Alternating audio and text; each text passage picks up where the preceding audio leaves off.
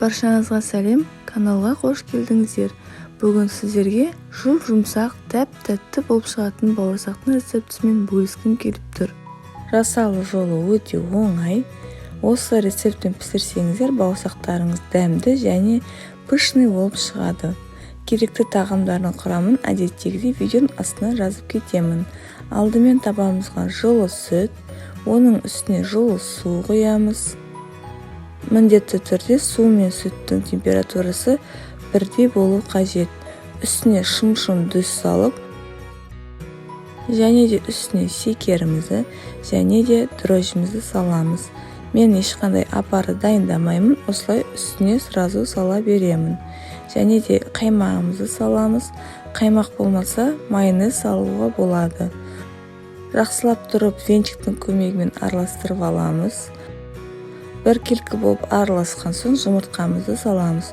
Жұмыртқамызда бөлме температурасында болу қажет. Содан соң ұнымызды електен өткізіп аламыз. Міндетті түрде ұнды електен өткізіп алыңыздар, сонда біздің қамырымыз жақсы көтеріледі. Алдымен осылай венчиктің көмегімен араластырып аламыз. Ұнды бірден салып жібермейміз, осылай бөліп саламыз.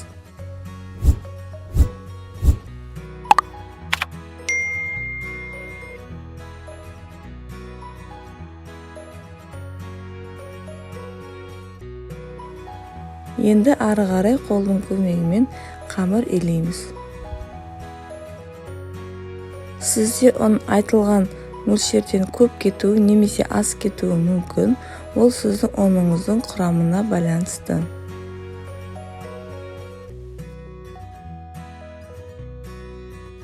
Міне біздің қамырымыз дайын. Қамырымыз қолға жабыспайтын жұмсақ болып шығады.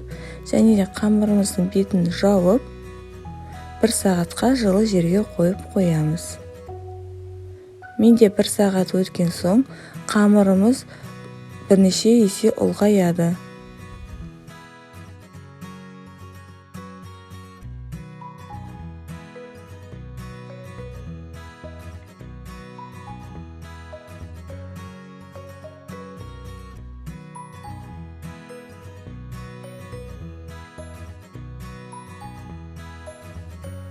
Елейтін жерімізде ұн сеуіп, қамырымызды сол жерге жаямыз.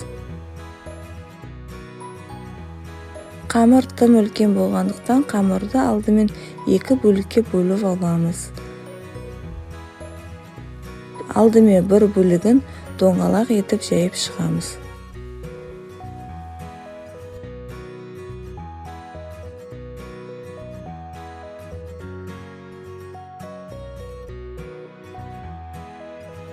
Қамырымыздың қалыңдығы 1 сантиметрде болу қажет.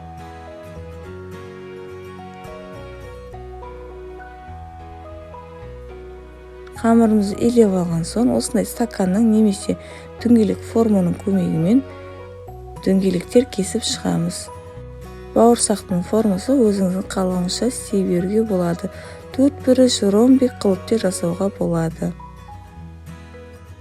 Міне осындай қылып дөңгелек қылып формаларын кесіп аламыз.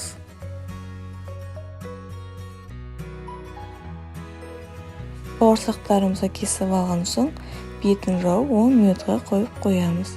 10 минуттан соң бауырсақтарымыз көтеріледі.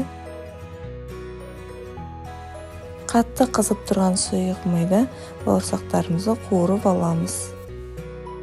Майымыз міндетті түрде қызып тұрған болу қажет. Егер қызбаған майға салып бауырсағымыз көп тұрып қалса, бауырсақтарымыз майлы болып шығады. Міне осымен біздің бауырсақтарымыз дайын. Сіздерге де жасап көруге кеңес беремін. Видео ұнаған болса лайк басып, комментарий жаза кетіңіздер. Келесі видеоларды жіберіп алмас үшін каналға подписаться етіп қойыңыздар. Ас болсын!